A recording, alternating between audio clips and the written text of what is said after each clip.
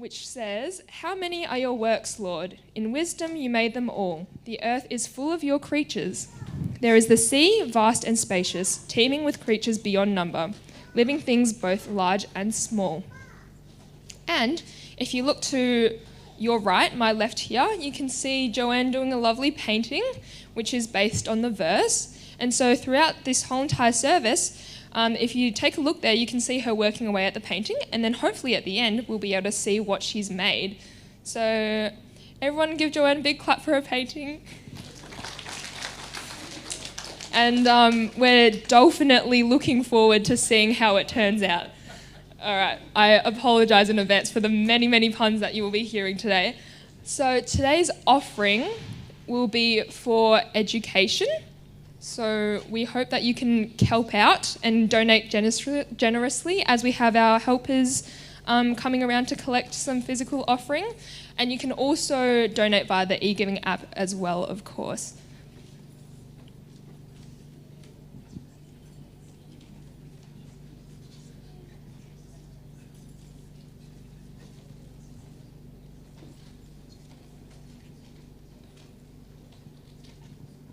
All right, now while the kids are doing that, I'll be doing a couple of announcements. So firstly, on March 8th, so in 2 weeks' time, we are going to have the commissioners coming to the upper room. And so for those of you who remember, they're a singing group who share God's word through music. And so we hope that you'll be able to come here and join us for that. And then also, I'll invite Pastor Eric to talk about next week's town hall meeting. All right, thank you, Wendy. Very excited to see you all here today for a special kids church, so thank you so much for coming along. I'm very excited, and especially for next week, it's come really fast actually. March 1, 1st of March, we have a town hall, and this is a very important date for you to come to after the service, after next week's church service. We're going to have a town hall focusing on the formal recognition, formally recognising the upper room as a congregation. So we're going to be chatting all about that, and also having a survey as well on that day. So make sure you come here. If you're a regular attendee, especially of the upper room, make sure you come next week for the town hall after the survey. Thank you. Thanks, Pastor Eric. And now we're going to move on to our icebreaker called Whale Hello There. And so up here we have this lovely basket full of paper, and you will all, so everyone, adults included, will come and collect a piece of paper, and on each of these pieces of paper is a sea creature. So in a moment, everyone will come up and collect it, but don't tell anyone else what your sea creature is. What the goal is to find your fellow sea creatures. So, for example, if you have a dolphin, you'll have to find all the other dolphins in the congregation and make a group with them. But here's the catch. You can't say that you are a dolphin. You have to either act it out or make the noise or describe it with words. And then, so we will do that now. So we can have the kids come up first and grab one piece of paper and don't show it to anyone. So you can open it, but don't show it to anyone else. Alrighty. And then in a moment, we'll have the adults come up as well. Yep. All right.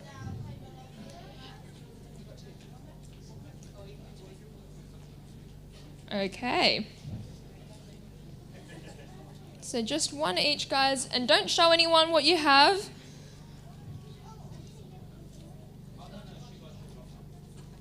Okay, now we can have all the adults come up as well.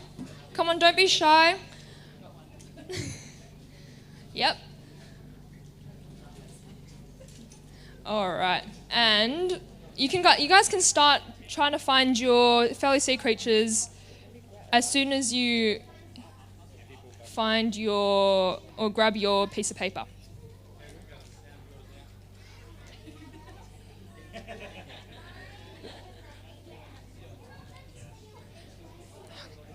All right, so everyone go ahead and try and find your fellow sea creatures and make your groups with them. So you can go all around the room. It doesn't have to be at the front.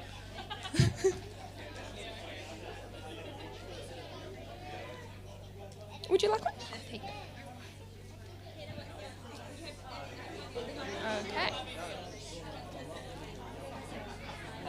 kids got in a piece of paper? Yeah? Okay. All right. Have you guys opened your piece of paper? Yeah. No? Do you know what you have? Me? No. Can you what is that? I think.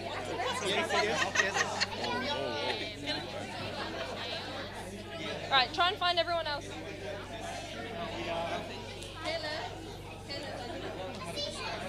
No, it's not. Oh, yes, it is. Yeah. Do you want to act it out?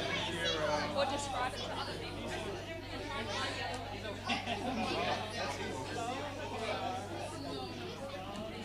Thank you. What are you?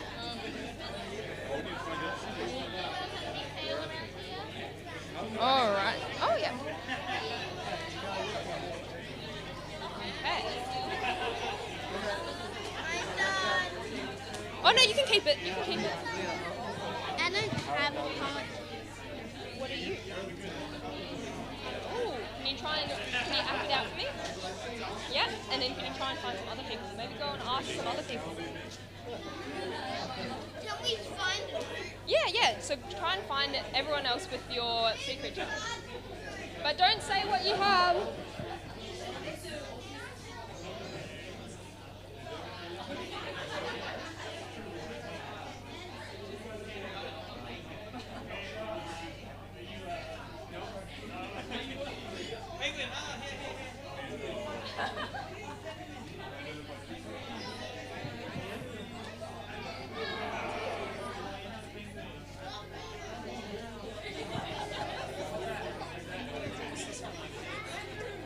So I'm seeing some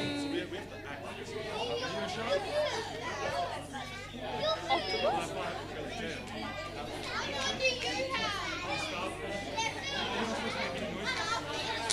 You can make noise. You can describe it as well. Which one? Can you try and act? Oh, do you reckon? Look at him acting something out. Do you reckon he might be? Can you act crab? Can you pretend to be a crab for me? Yeah, and then try and find everyone else who might be.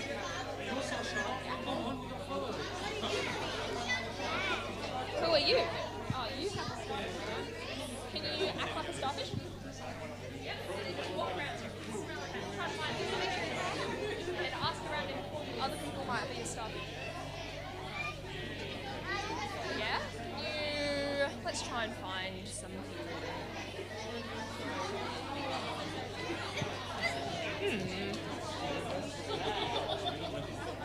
Can you act like a whale? What do whales do? Swim? You swim around and try and find the other ones? What is it? Try and find them.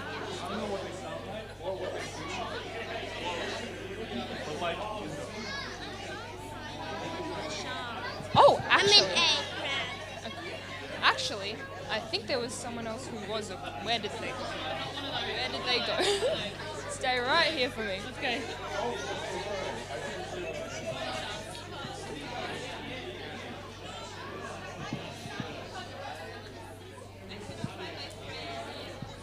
Seahorse.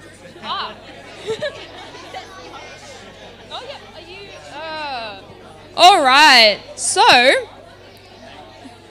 a little bit of commotion. Some people seem to be lost at sea. All right, let's try and find some defined groups. So I'm seeing some people with some fins back there. What animal are you guys? Sharks? Okay, if there are any other sharks, can you go and join the shark group at the back there? So sharks, keep waving your fins up in the air. What do we have here? Seahorses. So anyone with a seahorse can come up to the front here. And then I think we've also got some... Are you guys octopus? Okay, we also have some octopi. Octopi. Thank you. Some octopi. So if you are an octopus, please go and join them. All right. Who else do we have? Are you guys dolphins? No. Oh, a seal. Okay, we have our seals here. So anyone who's a seal? What other groups do we have around here? Oh, some penguins. Very lovely. All right, and I think we should also have some dolphins up the back. Very nice. So anyone who's a dolphin, go and join that dolphin group. And some turtles. Very nice. Anyone who's a turtle can go over there. And what else do we have? We have... Where are the starfish? Starfish can come and join over here. So find your families of your sea creatures. And then what do we have here? Some crabs at the front as well. Oh, lovely. So does everyone who got a piece of paper, does everyone have a group? The crabs? Very nice. Oh, and the whales, sorry. Everyone has a group. If you don't have a group yet, come and find me and I'll try and point you in the right direction. But once you're in your groups, discuss with each other, which sea creature do you think is the most amazing example of God's design? So what sea creature do you think showcases God's design the most? Discuss that with your group. And you guys don't have to come up with an answer altogether, but just share what you think.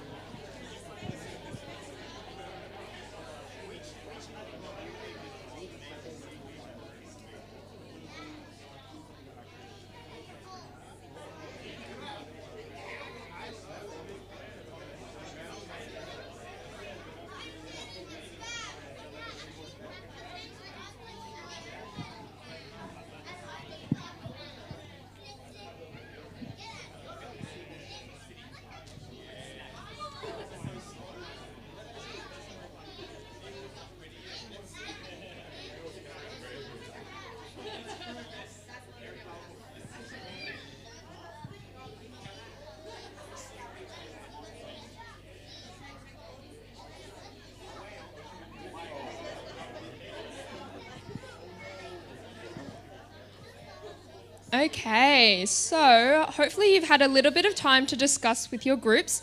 Would anybody like to shout out a couple of answers that they gave? Go for it. What do you think is the most amazing example of God's design?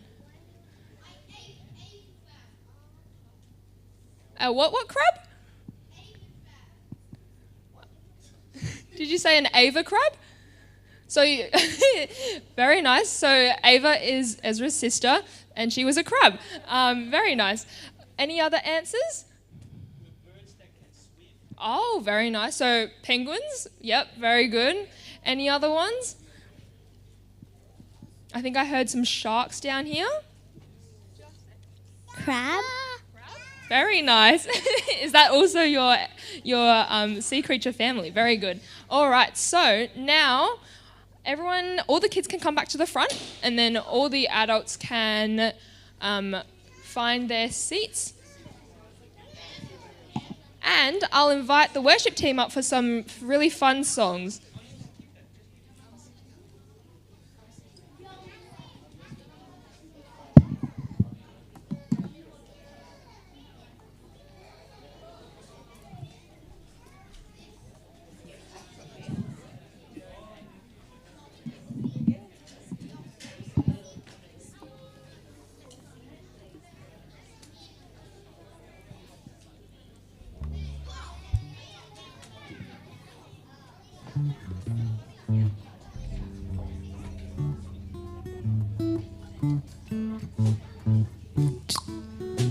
All right, well, welcome to the upper room again, everyone. We're going to be getting started with some worship, some music. So if you all want to stand to your feet and sing along with us, the first one we're going to be singing is Who's the King of the Jungle? And I I know that when I was in primary school, this was a very big hit.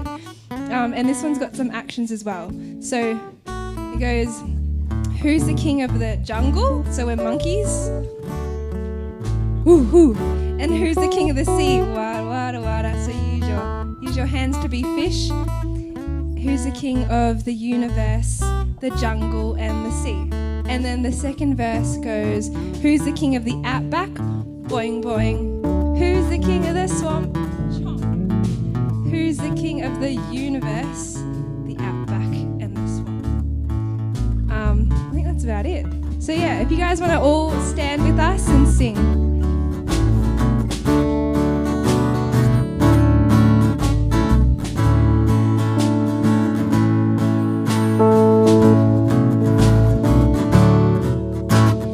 Who's the king of the jungle? Who's the king of the sea? Who's the king of the universe? The jungle and the sea, I tell you. J-E-S-U-S. Yes, he's the king of me. He's the king of the universe. The jungle and the sea. Who's the king of the outback? Boing, boing. Who's the king of the swamp? Chomp. Who's the king of the universe? The outback and the swamp, I tell you. J-E-S-U-S. Yes, he's the king of me. He's the king of the universe. The outback and the swamp. So, was that fast enough? I don't think that was fast enough. Who thinks they can do this super fast? Hands up. Oh, I got a few game people here. Okay, Ryan's gonna lead us off on a fast version of this song. Here we go. Who's the king Of the jungle. Who's the king of the sea? Who's the king of the universe? The jungle and the sea, I tell you. J-E-S-U-S. Yes, he's the king of me. He's the king of the universe. The jungle and the sea. Who's the king of the outback? Boing, boing. Who's the king of the swamp? Chomp. Who's the king of the universe? The outback and the swamp, I tell you. J-E-S-U-S. Yes, he's the king of me. He's the king of the universe. The outback and the swamp. He's the king of the universe. The jungle and the sea. I think the faster version was more fun. What do you reckon? All right. The next song is called Every Move I Make. Who knows this song? Quite a few of you. That's good. That's good. But there's a lot of moving in this song. A lot of moving. In fact, by the end of this song, I'm always puffed when we're doing the practice time. I'm catching my breath. So there's a lot of moving left and right, a lot of doing this and that. So follow along, and if you don't know it, I'm sure you'll catch on.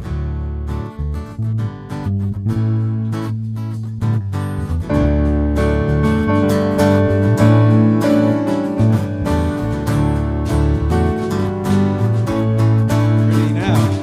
Na na na na na na na na na na na. Clap your hands. Every move I make, I'm making you. You make me move, Jesus. Every breath I take, I breathe in you. Every step I take in you. You make me move, Jesus. Every breath I take, I breathe in you. Na na na na na na na na na na na na na na na na na. Every move I make, I'm making you. You make me move, Jesus. Every breath I take, I breathe in you. Every step I take in you. You are my way, Jesus. Every breath I take, I breathe in you. Waves of mercy.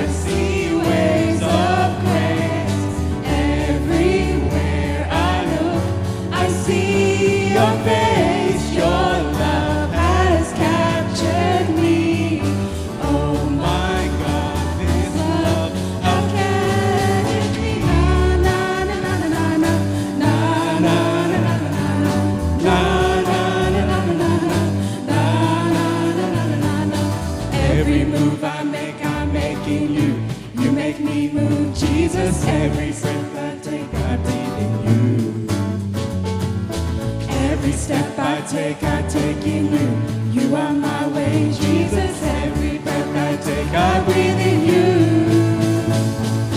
Waves of mercy, waves of grace.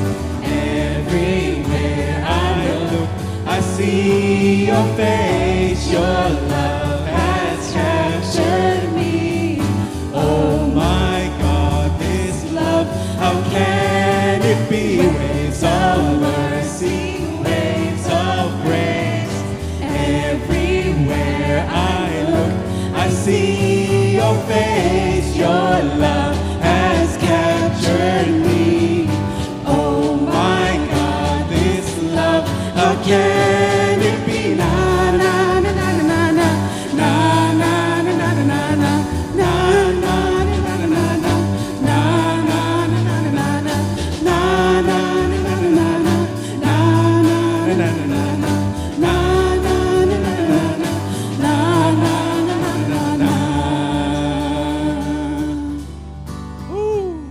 I'm so puffed. How about you? You puffed? They're not even sweating. Okay. Next song, we're going to sing God of Wonders.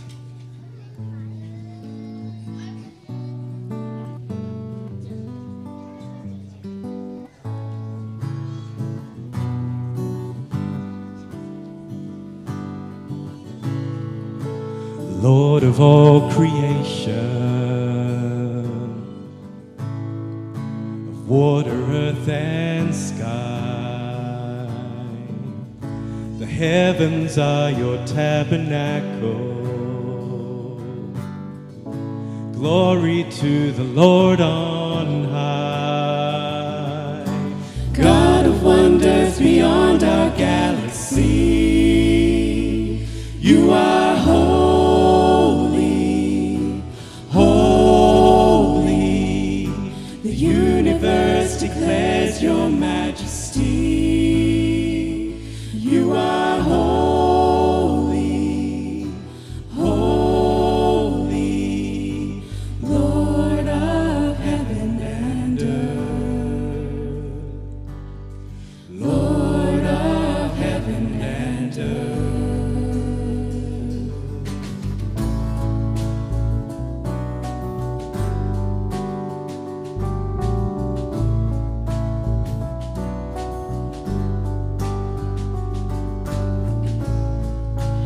Early in the morning, I will celebrate the light. As I stumble in the darkness, I will call your name by night. God of wonders beyond our galaxy, you are holy, holy. The universe declares your majesty. You are holy, holy, Lord of heaven and earth, Lord of heaven and earth. Hallelujah to the Lord of heaven and earth. Hallelujah to the Lord of heaven and earth. Hallelujah to the Lord of heaven and earth.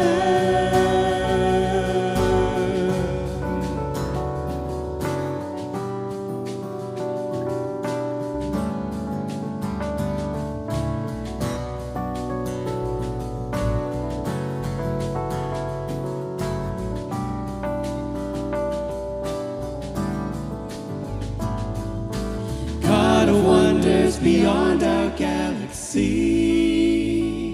you are holy, holy.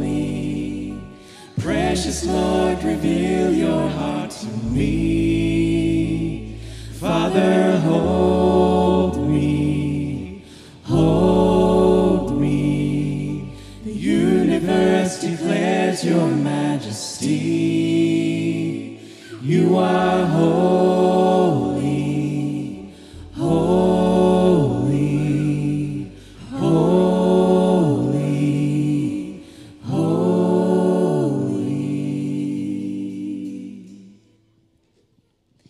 Thanks for singing with us. You can all be seated.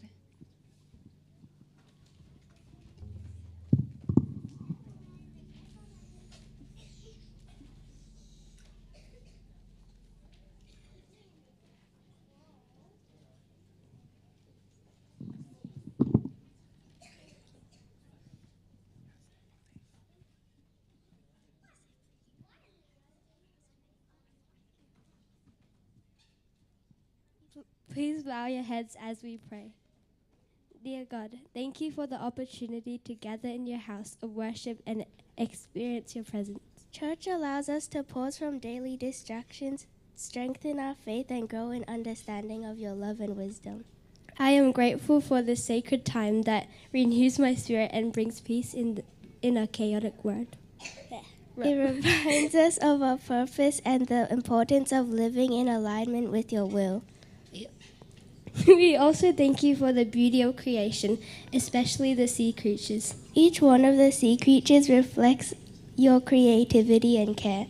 The diversity of life in the ocean reminds us of your power and the intricate balance you've designed in nature. Thank you for the ocean's depth and its abundance, which reflect your infinite love and wonders of creation. Amen.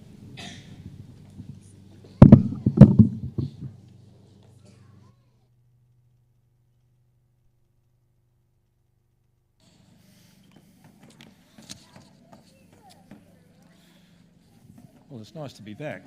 I think I'm on. I'll put that in my pocket so it doesn't fall out. Just a couple of things quickly for the children and the grown-ups. My snakes send their love to everybody. And my lizards that were here last time are having the Sabbath day rest today, so that's fair enough, I think. And unfortunately, my wife Lorraine couldn't make it today. She's not doing too well, but she sends her regards anyway. Now, we've got some children down the front, we've got some older children out there, which is great. We're going to look at God's creatures that live in the ocean. Because God created the ocean, but then a few days later, he decided to put creatures in the ocean. Are you pleased about that? Yes? I am, because we've got a lot of different sorts of sea creatures to look at. So what I'm going to do today, all the things you can see that are here are real, but if they start to move, please tell me, because there's probably something in the water you've been drinking if anything starts to move that shouldn't be moving. And they've all been collected on beaches, mainly around Victoria. They were found dead when they were collected. I had to have permission to keep them, and I have to have permission to be here today, because you can't go out and just pick up a seal or a penguin and use it for work. So things are real for you to touch, to feel, but to have live ones, like one of your members mentioned before, would have to have the baptismal font probably with full of water. The pastor would have to control that and have the seal behaving itself and a few other things, so that wouldn't quite work. Now, we'll start off with something very simple. In your gardens at home, God has created a little creature that crawls around usually after rain, has a shell on its back, and some people like to squash them. What would that be? Starts with the letter S. A snail, right. Can you come up, please, and help me? When we think of a snail in our garden, we sometimes forget that that little land creature, I should say, is related to some of the biggest creatures in the ocean. If you could stand up, please, and help me for a moment. This is my helper for the moment, okay. Snails are in your garden, right? When you find a snail in your garden, you might want to squash it. I collect them for my lizards to eat. If you're French, you'll collect them and cook them yourself to eat. But when the snail dies, what's left behind? Just the shell. Okay, let's have a look at this. You can hold that, please, for Andrew for a moment. Thank you. When we think of the little snails in our garden, we forget that God made snails that live in the ocean. A snail comes from an egg. What I'm holding up there that some of you will be able to see are the snail eggs that come from a moon shell. It's not a sea slug, it's not a jellyfish, they're the eggs from a sea snail. Mother sea snail lays her eggs like that. There's tens of thousands of babies in there ready to hatch out. She goes off, The little baby sea snail looks like a little slug, grows a shell on its back, and starts to develop and eat seaweed and other sea life. But often we see those that we don't know what they are. Or the other example is this. Other sea snails will lay little capsules. So every sea snail, every shell that's in the ocean comes from an egg, which sometimes we don't realise. And when that creature goes through its lifetime and it dies, we pick up the shell that's left behind, okay? Now, let's use my example here. You just hold still for a moment. This is what's called a helmet shell. A lot of sea snails will get their names by their shapes, all right? On the top, it looks pretty ugly, looks dirty. Underneath, extremely shiny. Because when this sea snail was alive, it would crawl around like a big snail would crawl in your garden, eat seaweed, sometimes maybe a dead crab or a fish. When it dies, that's left behind. But the top part is there to protect it.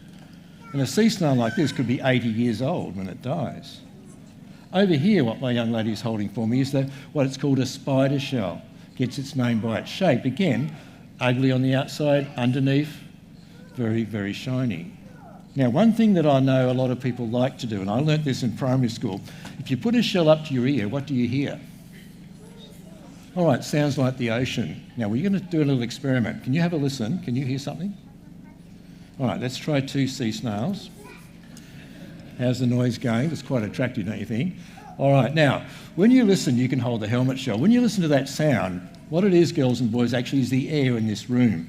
It won't actually be the ocean that you're listening to. Now, I'm sorry to disappoint you, but if you think about it, the ocean always changes. A sea snail noise never changes. It's always roughly the same. And even if you get your hand like that and put it up to your ear in a quiet room, you'll hear a noise. The air gets trapped. All right, so it's not the ocean you listen to. But sometimes I wish it was that God made a dead sea snail. So when you put it up to your ear, you could say, oh yeah, the surf's good at Phillip Island, I'll go surfing today. Oh yeah, it's nice and calm at the ocean, I'll go for a snorkel. It's not the case. And when I do my schoolwork with my sea life around Melbourne schools, sometimes you get children that'll come up to me, they'll have a shell up to their ear, and they go, Andrew, I can hear someone talking on the beach. I'm saying, no, you're listening to someone talking in the room. It's not someone down at Ricketts Point or Beaumaris talking away because of the air that's trapped in there. All right, so think about that. Now, if you're a sea snail, you can do one more job for me. You are related to one of the most deadly creatures in the world. A sea snail's cousin is the blue-ringed octopus. Bright blue colours which serve as a warning to watch out and leave me alone. And I've got one here that used to live in my kitchen. Now, I have an interesting kitchen, and luckily my wife hasn't got good sight anymore, so she doesn't know half the time what I have in the kitchen. But anyway, that's another story. But this blue-ringed octopus, the little octopus in this jar, is now dead, lived in an aquarium in my kitchen for nearly a year, which is a long time for an octopus to live, by the way. I had frozen crabs to feed it. It would eat once a day. Then when it passed away, like a lot of things that die in my house, I recycle them. Keep that in mind. Recycle anything that dies in your house. It's important. And you can use them for work. So that's what the blue-ringed octopus looks like. That's as big as it gets. But girls and boys especially, those bright blue colours mean danger, watch out, leave me alone. Now, it is possible to find them on a beach in Melbourne. The only thing you don't do is pick it up and hold it. Because if you do that, it'll inject some venom. You won't actually feel it biting you, which gives a painless bite, which is a little bit weird. But after about half an hour, you'll probably collapse. Hopefully someone will find you, blow down your nose and mouth for an hour, then you're back to normal again. So if you don't want to wake up with someone you don't know blowing down your nose and mouth for an hour, don't pick up the octopus, okay? It eats crabs.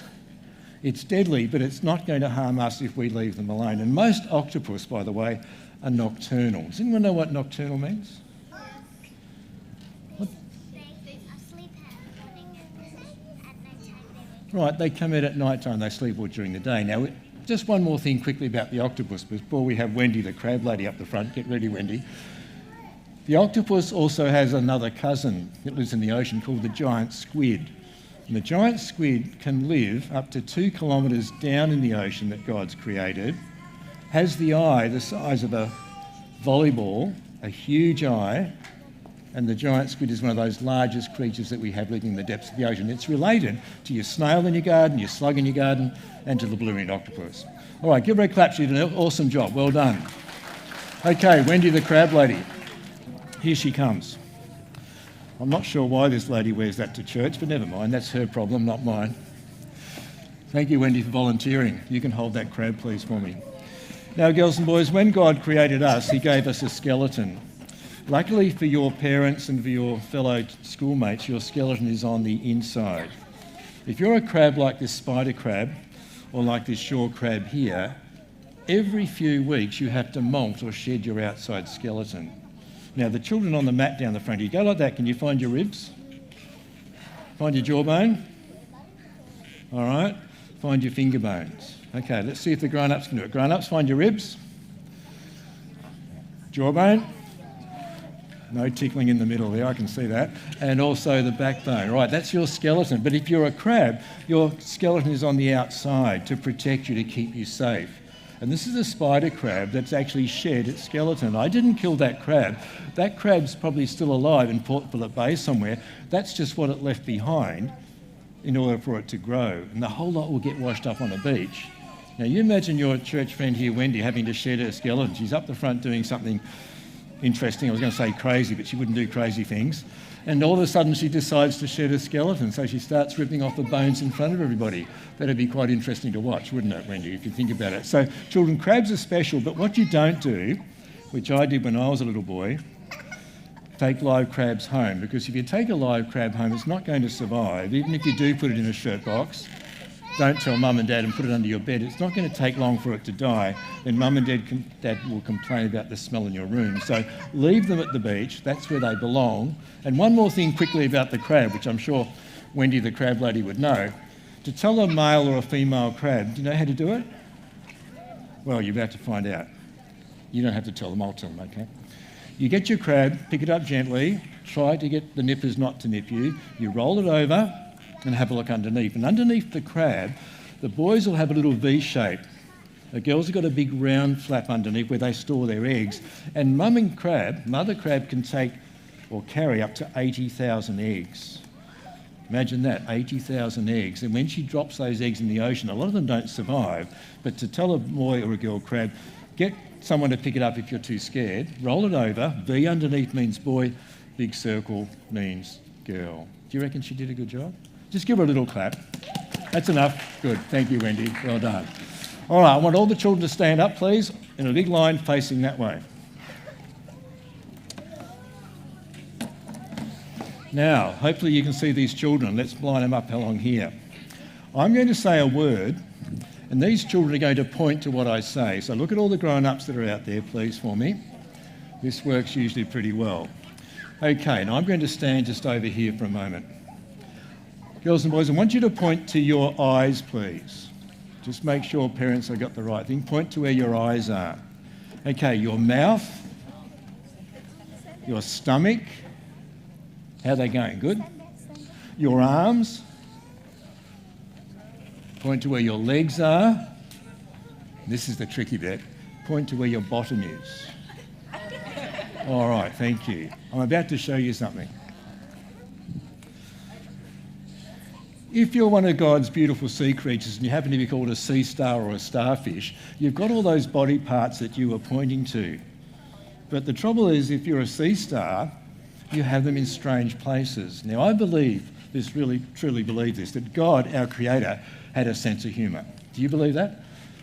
When he made things, especially in the ocean, he made some very interesting things on our sea creatures. This is a dead sea star. It's got how many arms? Let's count. 1, 3. Okay, some sea stars can have up to 40 arms.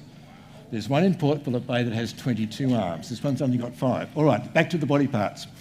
If these children out the front here grown up were sea stars, first of all, they'd have eyes. If you put your arm out here, this is the penguin boy, he'd have his eyes out here on the end of his arms. So in other words, to see what's going on, you'd have your arms out like that because your eyes are out here, all right, your little eye sensors. If you're a sea star and you have to eat with your mouth is underneath here, but in order to eat, the sea star does this. It has to bring its stomach up out of its mouth first. Now, what we're going to do with the children, I want you to copy me, all right, and show the adults. You've got to go up and try to get your stomach to come out of your mouth, all right? Go like that. How are they going? Good? Okay, stop.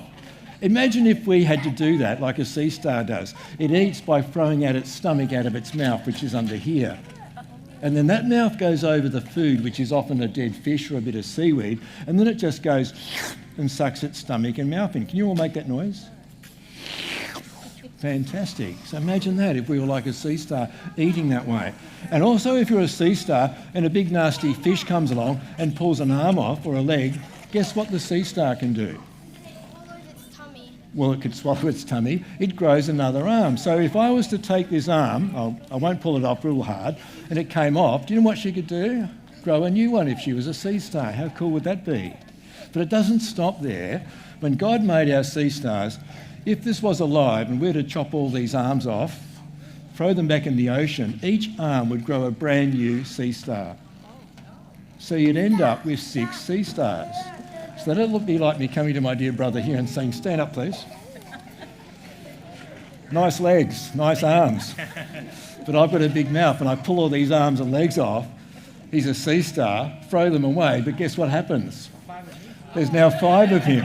All right, thank you. You can sit down. So imagine all the work he'd get done and all the things that would happen if that was to go on. So sea stars can multiply. And what happened in Port Phillip Bay many years ago, back in the 30s, they were getting sea stars in their nets, in the Melbourne boats when they were fishing. They were so annoyed with the sea stars that the fishermen were cutting up the sea stars, throwing them off the back of their boats, not realising that they were multiplying the sea stars over thousands and thousands and thousands of times, because nobody knew back in the 30s that was happening. All right, now we haven't finished with these sea stars. So the sea star's eaten some food. If a sea star eats some food, or if you eat some food, what has to happen? Something's got to come out of... Is that correct? Let's hope so. But if these sea stars out the front were actual sea stars, they wouldn't have a bottom, turn around please, at the back here. Their bottoms would be on top of their heads. So in order to go to the bathroom, you would have to take these children, or our dear brother here, to the bathroom, hold them by their legs over the toilet bowl, try not to drop them in, don't look, and that's what would happen, because your bottoms would be up here. So aren't you glad God created you in a different way to a sea star? And those things are true. And if you don't believe me, go to the museum or maybe even to the aquarium one day and you actually see a sea star. I took my wife there once. She was in her wheelchair. She was watching the sea stars. The sea star was on the glass in the aquarium. Guess what it did? It went to the toilet. And all this stuff came out of its head. And she was quite fascinated because I've been telling her this for years and years. As parents, you talk about different things at home, but we actually saw it in real life. Give our sea stars a clap. Well done, sea stars. You can sit down. I'll put this over here. All right, let's keep moving. Now, I noticed, Suze, could you come up the front, please, and help me for a minute? I need you. Thank you. All right, watch this. This is one of my friends from ADRA. Works sometimes, works hard. Now, can you tell me, please, what are you trying to be here? Beautiful octopus.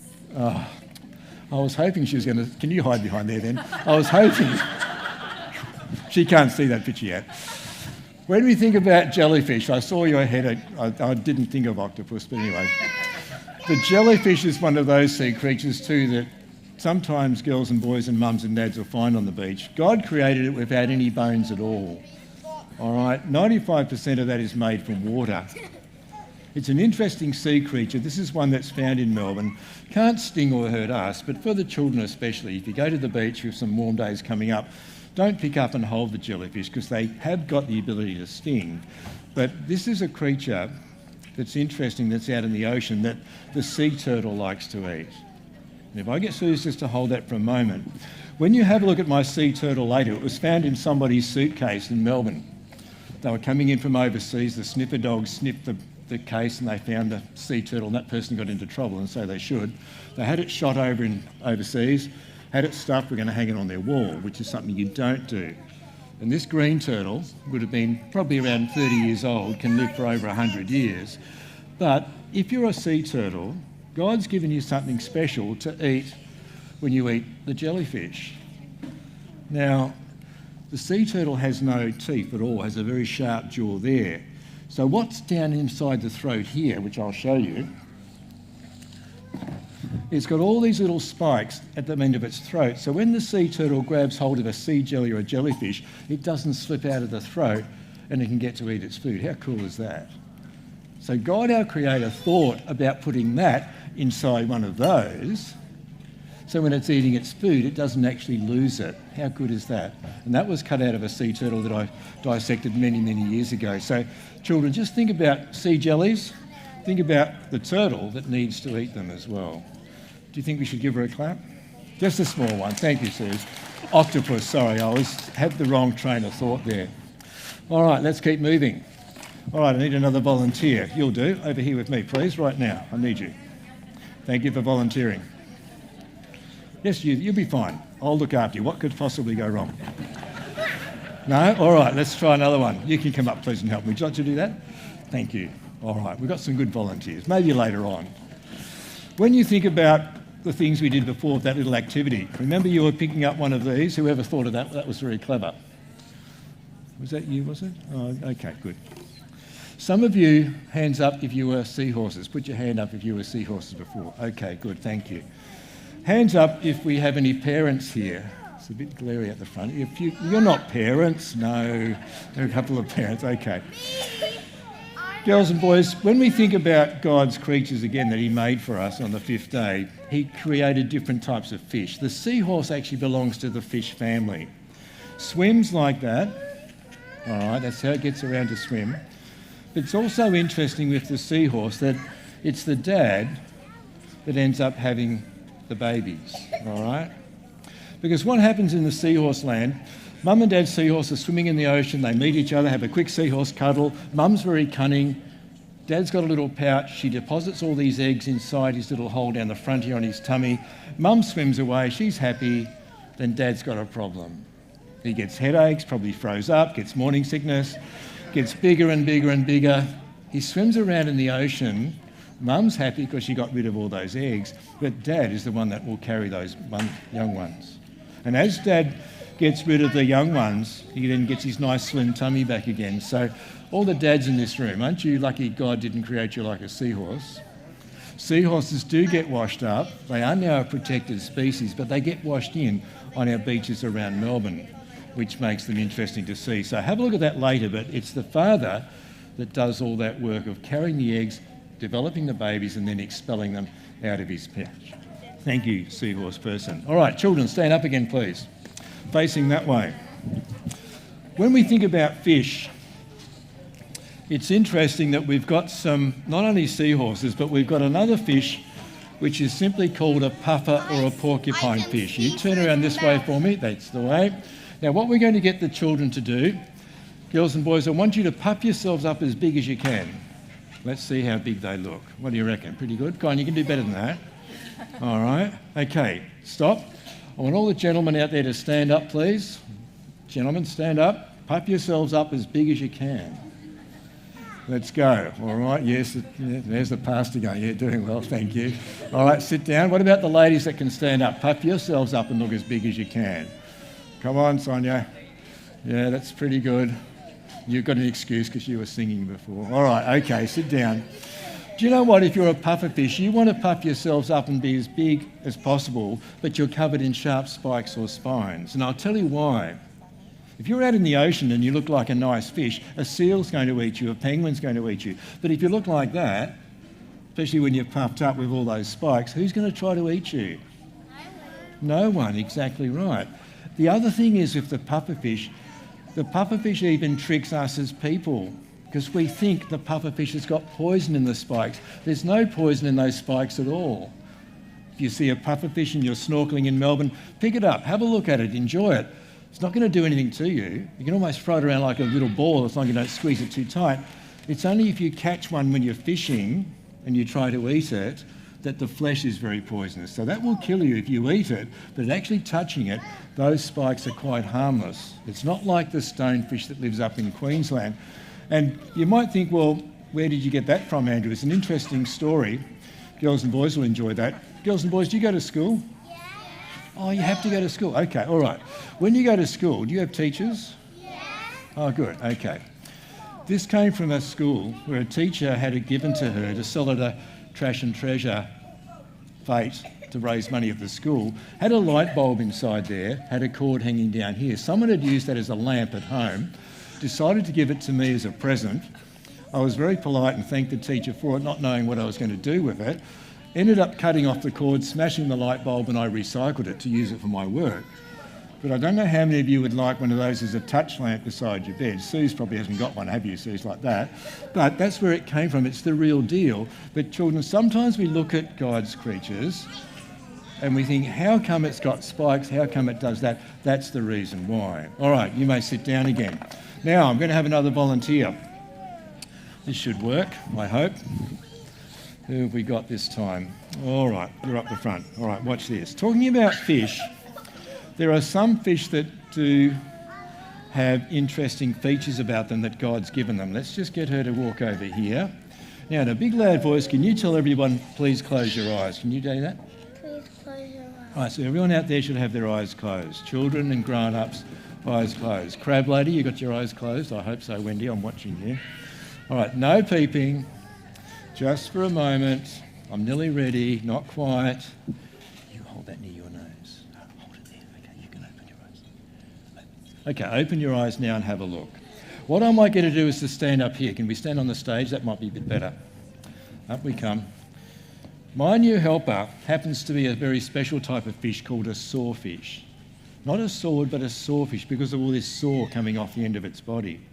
And what the sawfish does, she gets very hungry. She needs to get her food. So we're going to get this sawfish to, without tangling up the hair, to go for a little swim. Let's go for a swim down the steps, just pretend.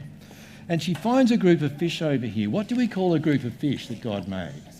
A school. She's got a school of fish here. So what she does, she's pretty sneaky. She wants to get some food. She swims into the school of fish, goes like that really fast with her saw.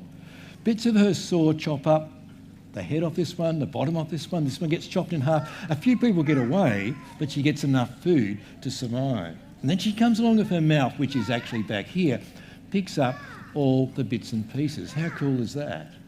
So she has to surprise the school of fish to get her prey or to get her food.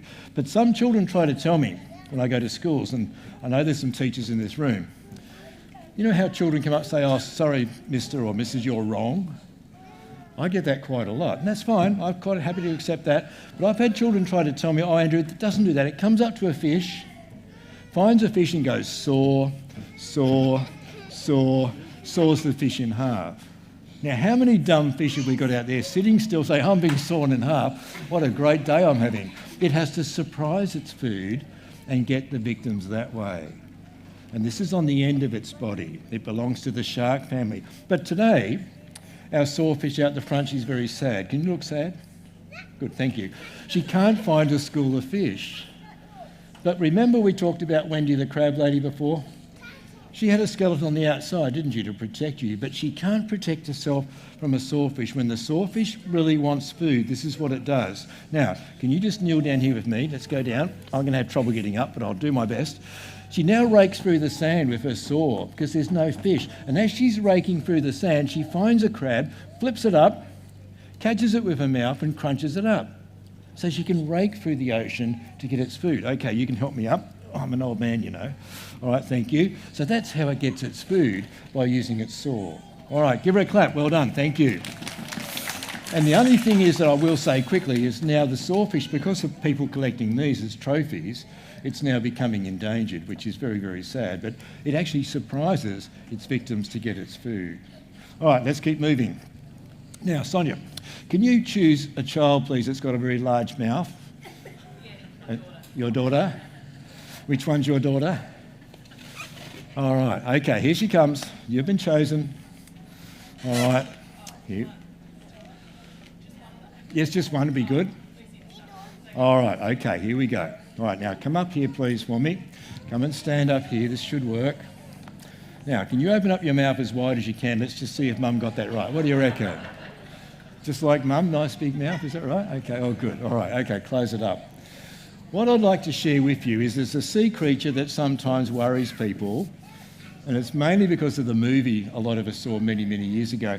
A big loud voice, just tell everyone, please close your eyes. Can you do that? Please close your eyes. All right, so everyone should chill out just for a moment to close your eyes. We just want to do a little exercise to look at another one of God's creation. No peeping. All right, there's always a few peepers. How's the artist going? Good? Doing well. All right, thank you. No peeping. Now open your eyes. Now she has a big mouth. If you're a shark, girls and boys especially, and you're out hunting in the ocean, you will need a good set of teeth. You will need a big jaw. This one came from a great white shark in Tasmania back in the 70s. But because of the bad publicity and because of what people do with sharks and talk about sharks, sometimes we get the wrong idea. The shark, if you just stay there please, is a creature that we need, believe it or not, because it gets rid of all the old seals, the sick dolphins, the whales that may have passed away, the seals that aren't feeling too good on the day, or a fish. So they go after all the easy things to eat. The shark isn't just cruising around killing everything. It goes for the things that it can grab to eat. Now, Andrew, when I was a bit younger, used to do a lot of snorkelling at Phillip Island. I feel the cold. I used to wear 2 wetsuits to try to keep warm. And I can still remember one day at Kitty Miller Bay at Phillip Island, snorkelling away, and I saw this big black shadow. And I thought, oh no, here we go. But it was a big stingray, luckily. But if you're a shark, sometimes you look at people in a wetsuit because you look like a seal. Sometimes if you're on a surfboard and you're paddling and the shark is underneath looking up, you've got the outline of a dolphin or a seal. A human being cannot swim fast like a healthy seal or a healthy dolphin, so the shark will go after easy things to eat. They're not deliberately looking for people to eat. Please remember that. And if you're a shark like our friend here with this great big mouth, pretty awesome when you think about it, it's got rows and rows and rows of very sharp teeth. Because when a shark grabs a seal or a big fish, some of those teeth will break. Some of them may even fall out.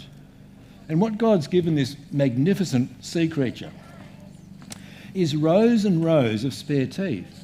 So if a tooth falls out here, another one is ready to move up into that position. If that one falls out, another one comes up. Automatically, wherever the tooth breaks or falls out, a new one pops up. Now, hands up if you like going to the dentist. I don't. Well, a few people like going to the dentist. Congratulations. Well, do you know what? If you're a shark, you never ever run out of teeth. You keep replacing them during your lifetime so you can continue on hunting. And when you get a shark's jaw like this one given to me from a fisherman in Tasmania years ago, as I was cleaning it up, there's at least 4 rows of teeth in every spot. So in other words, this shark had plenty of spare teeth to continue on its hunting. And then as those ones are wearing off or breaking off, there's brand new ones. And for those seniors in the room, and I count myself as a senior, imagine if we could say, oh, let's pull that one out, another one pops down. Wouldn't it be great not to go to a dentist, not to go to an op shop and find a good pair of false teeth, because apparently they're cheaper in an op shop, as long as they fit. But imagine the shark can actually do that. But children, it also means that when I'm walking along a beach looking at God's creatures, when you're going for a walk on a beach with these grown-ups one day, use your eyes, look for some shells maybe washed up, but also look out for sharks' teeth. Sharks, as they shed their teeth, they get washed up on a beach anywhere in the world. And Andrew collects sharks' teeth, and at the end of today's little talk, I've got some sharks' teeth you're welcome to take home and you can have, because sharks are shedding their teeth all the time as they go through their life.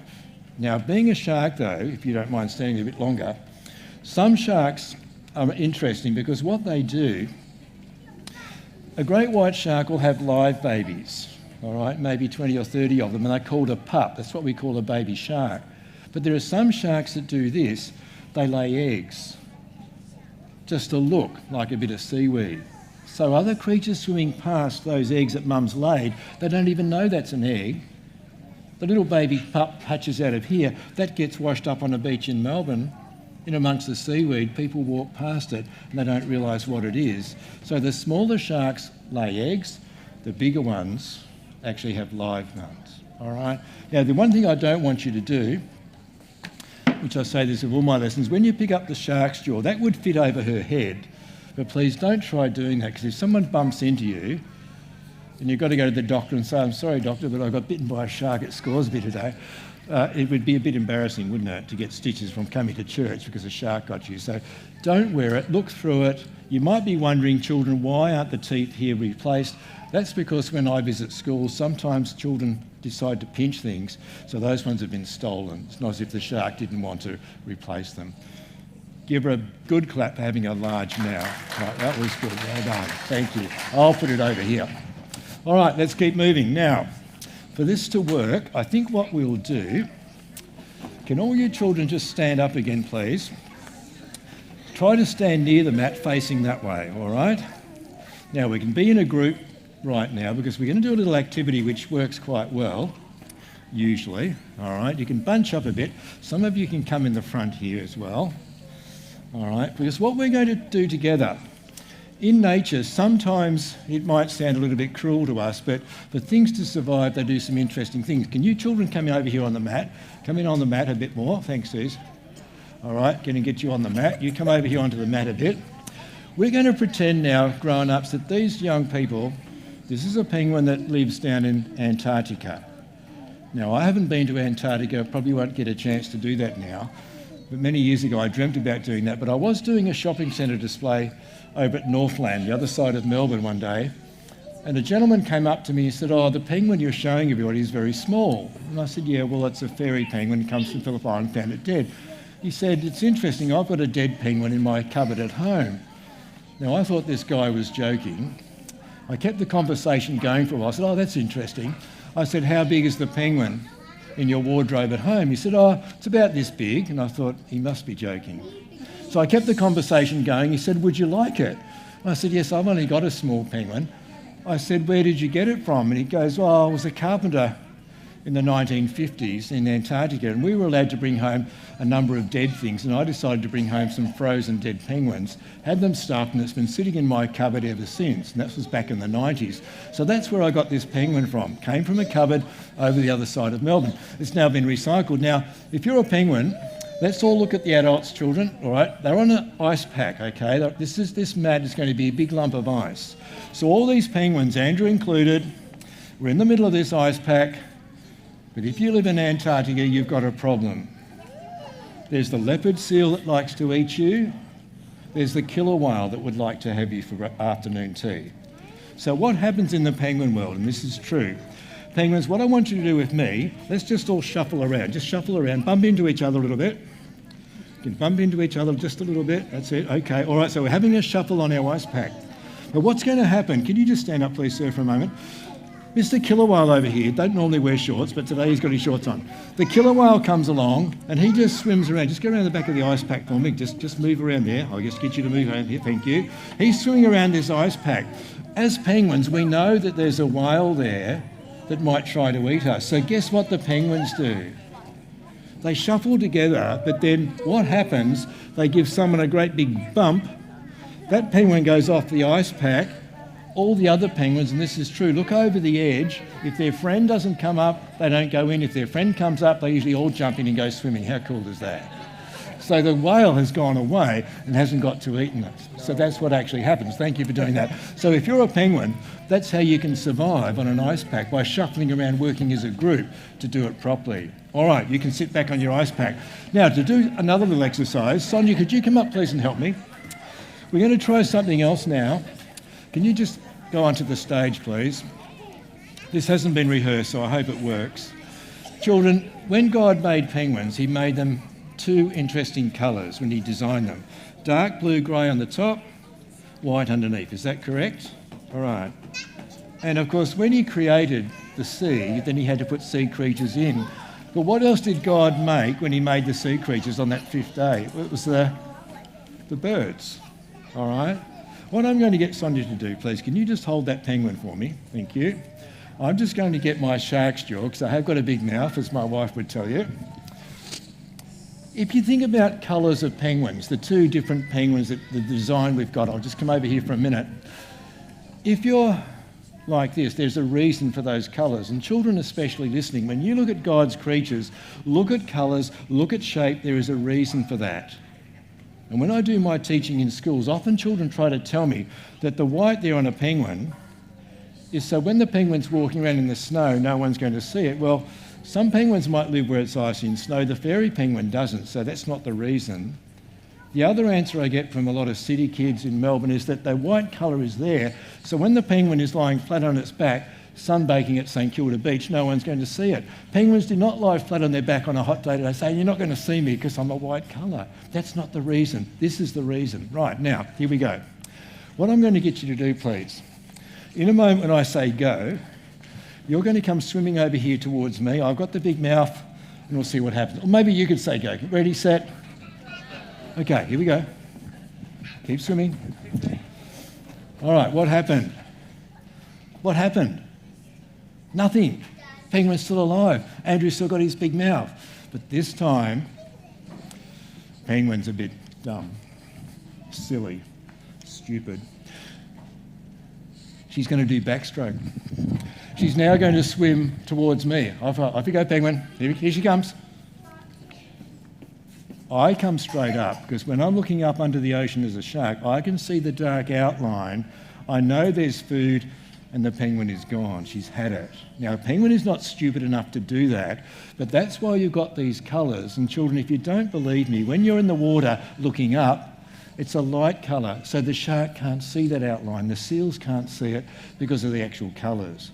And with the penguins, with all these little feathers, they're waterproof, they can protect themselves from the cold, they have to swim extremely fast.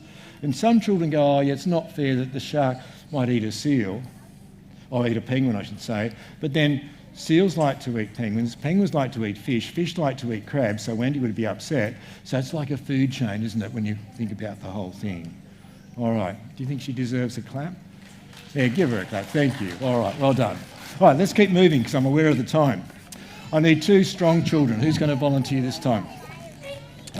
All right, okay, up the front if you haven't had a turn. All right, let's just get this untangled. Okay, over here, and let's see. You have to come out and help me? Good, thank you. Can you just hold this little fur seal together? God made sea creatures for us to enjoy, but God made them with all sorts of special things as well. If you're a little fur seal, this one sadly got tangled up in some fishing rope down near Phillip Island. It was dead when I found it. It was found back in the 80s. I was just new into my business in those days. Took it home, had a taxidermist that could stuff it. It was going to cost me $600. Didn't have the money, so I had to go door knocking. Hadn't been married that long. We didn't have a big freezer. I couldn't fit the seal in my freezer. So I knocked on a few doors in my street, found a lovely lady called Joy, who I still know. She said, yeah, sure, Andrew, bring your dead seal around, put it in my freezer, that's fine. So I wrapped it up in some plastic bag. And girls and boys, it stayed in a freezer for nearly 2 years until I had enough money to get it stuffed or preserved. But now I use it for my work to illustrate a few things that God's made. If you're a fur seal, you want to be as fat as possible, have as much fat on your body as possible to protect you from the cold water for a start. Your fur needs to be very short so you can swim through the water quickly. And if you don't believe me, you try swimming with all your clothes on. You're very slow. Put your swimmers on or a wetsuit on, you can swim extremely quickly. You've got flipper-like feet to help you to swim fast. You've got little whiskers. These are glass eyes. Doesn't have any ears anymore because children have pinched those in schools. And now someone thinks it's been shot in the head. That's where kids were souveniring some fur at another school. But they're the rough schools I don't go back to again. But anyway, apart from that, it's keeping pretty well. Underneath you can see the stitches where it's been fixed up by the taxidermist. But children, the fur seal is one of God's beautiful mammals that swims around our shoreline. And when they get bigger, like the head over here, this is the adult size. Now I've only got the head done because I couldn't afford the whole thing, but that's the skull that would have gone inside there on this lovely sea mammal.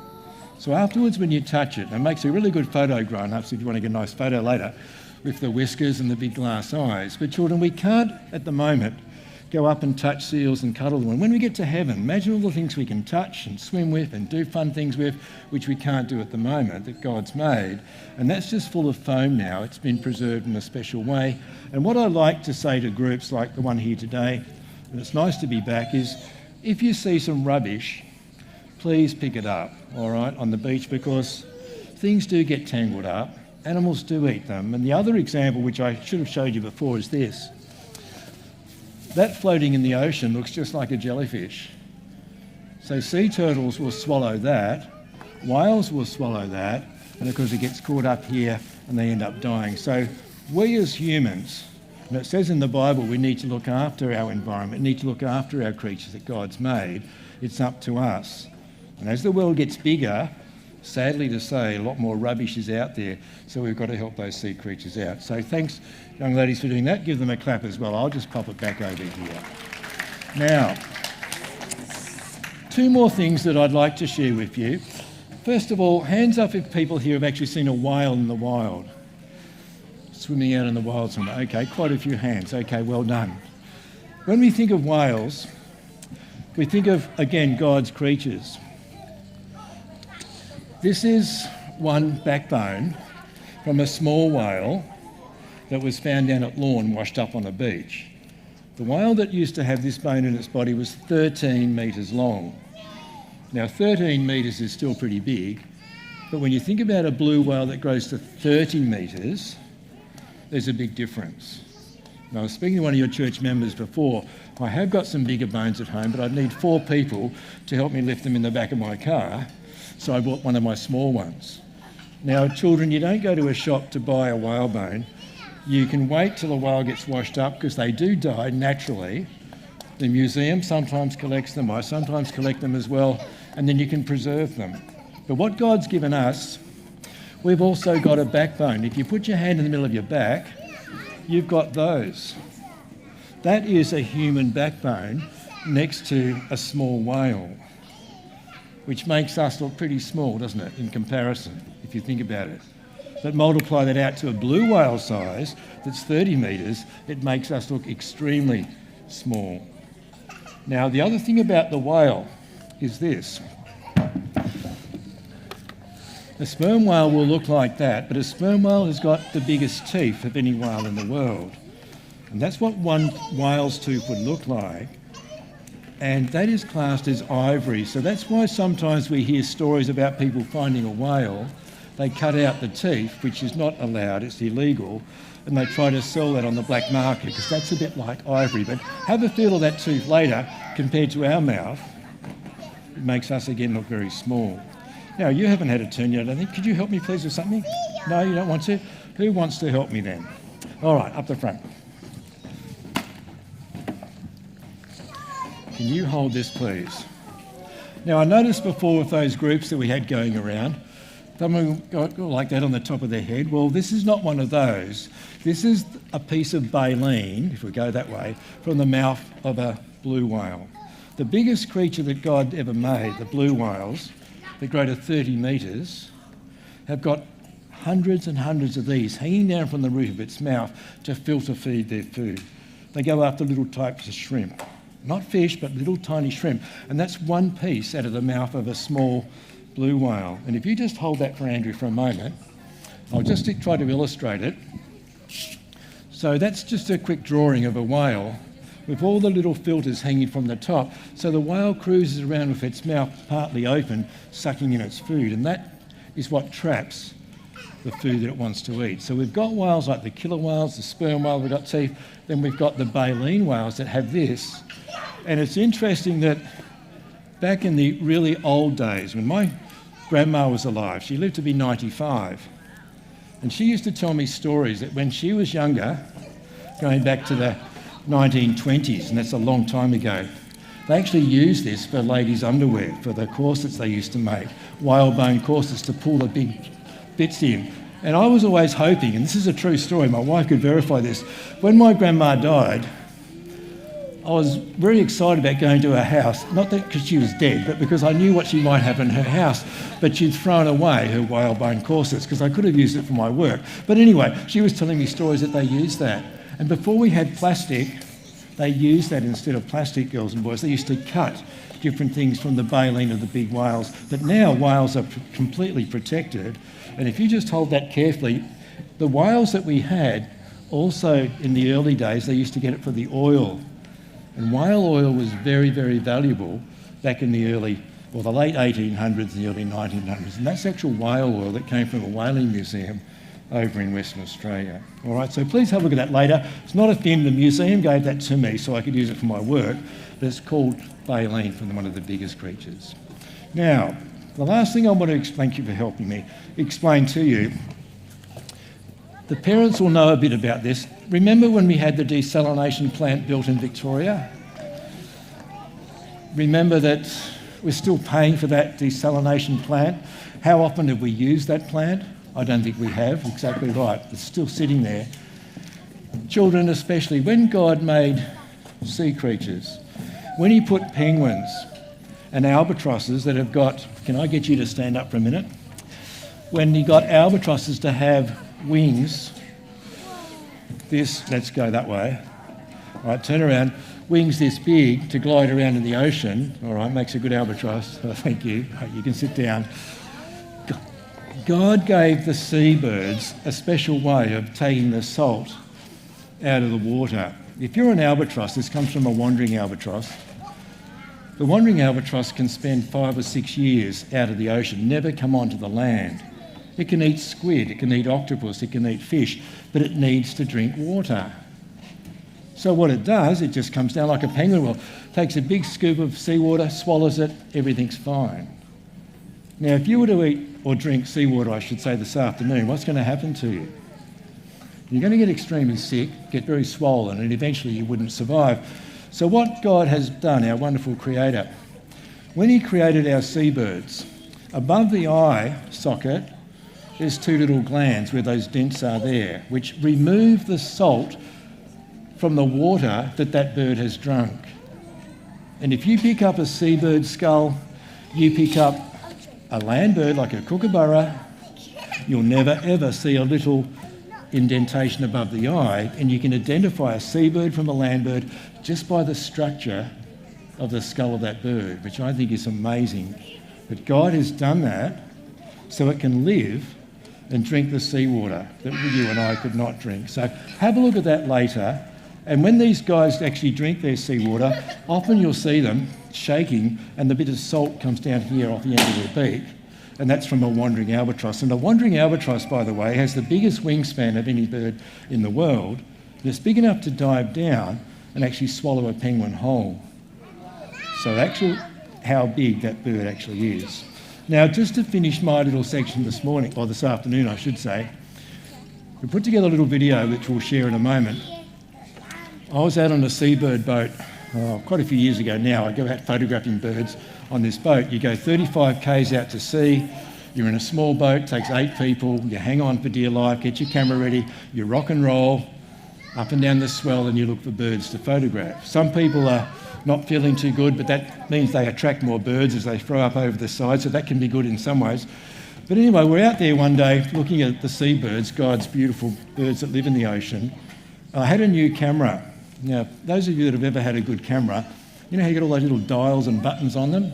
Sometimes you don't always know what they're meant to be doing. So I was playing around with this new camera.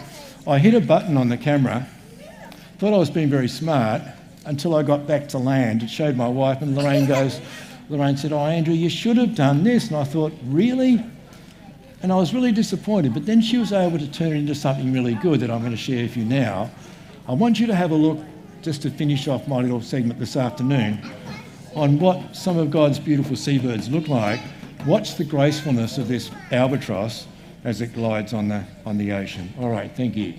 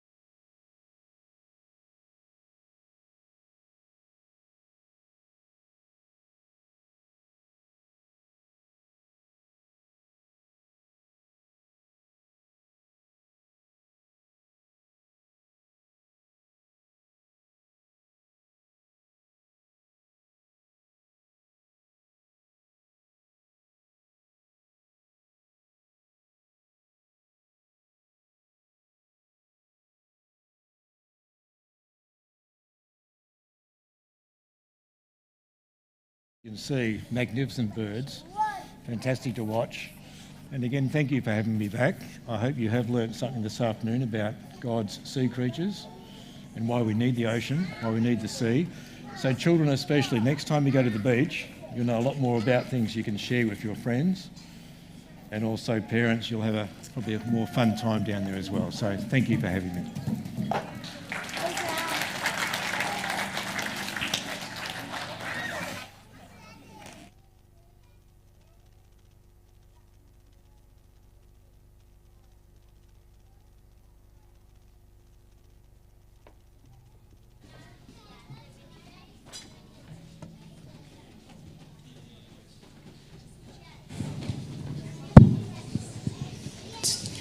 All right. Thank you, Andrew, for sharing that. Just so thankful that we have a God that created everything. Kids, who knows this song? There's no one like Jesus. No? No? All right. It's a pretty quick song as well, but there's some actions I want to run by you. On the second verse, well, first of all, you go, there's no one like Jesus. All right, no one. Then you've got to move in the same direction because otherwise you're going to run into each other. So you're going to walk, I walk, here, there. I look, here, there. All right? And the final one is I turn around, here, there. All right? So can you remember that? Let's get on our feet. Let's sing this together.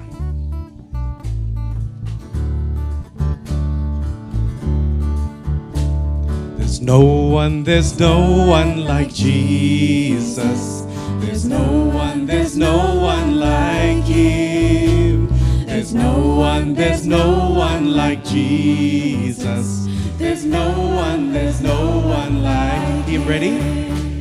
I walk, here, there.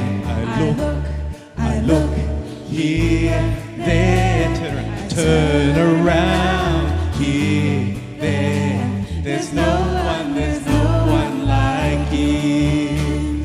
There's no one like Jesus. There's no one like Him. There's no one like Jesus. There's no one like Him. Again, let's walk. I walk, here, there. I look, here, there. I turn around, here, there. There's no one like Him. There's no one like Jesus. There's no one like Him. There's no one like Jesus. There's no one like Him. There's no one like Him. There's no one like Him.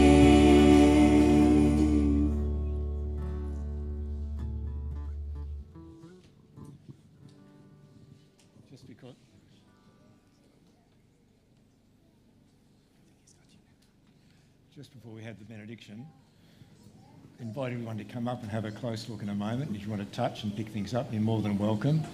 Everything's pretty tough, and you probably haven't seen what I've been watching, but the young lady down here doing her artwork, you need to come and have a good look because there's some real talent down here on the floor as well.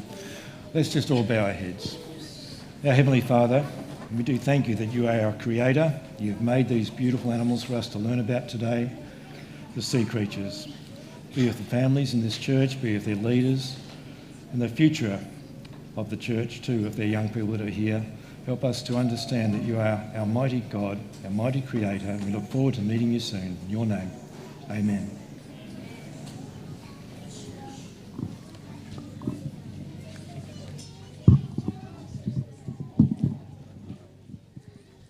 Thank you everyone for coming, and thank you so much to Andrew for your totally amazing message. And we might have a look down here at the painting that Joanne has been creating. hopefully you can have a look at that. But Andrew, as a thank you gift for coming today and showing us all of your amazing things, we've decided to gift you the painting that Joanne's currently painting. And also we'd like to say a huge thank you to Sonia as well for organising this entire service. It would not be possible without her. So all the decorations, all the gift bags, the whole entire order of service as well is all thanks to Sonia. And so thank you very much for that, for creating such a lovely service. And finally, for the kids, we have some gifts for you that have been put together by Sonia. So later on, you can go and find her at the piano and get a gift bag. And finally, to celebrate today's wonderful kids' church, we've also got some refreshments out the back as well. So thank you, everyone, and we hope to see you again.